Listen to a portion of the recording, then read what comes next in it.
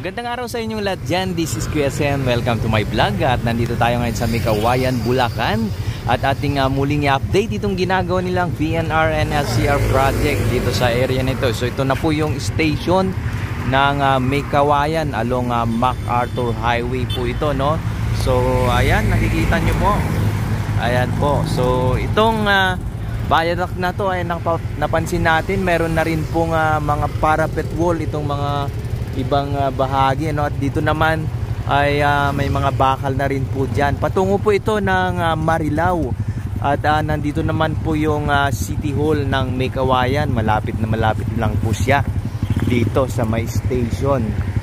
So itong area na to, itong tapat ng station ay na-elevate na rin po ito. Lagi po kasi itong binabaha, kaya tinaasan po itong kalsada dito. So nakikita natin itong station ay tuloy-tuloy po ang kanilang paggawa dyan. At yung roof trusses ay nadagdagan na rin po.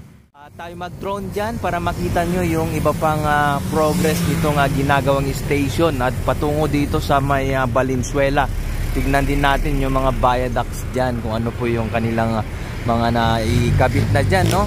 So yan.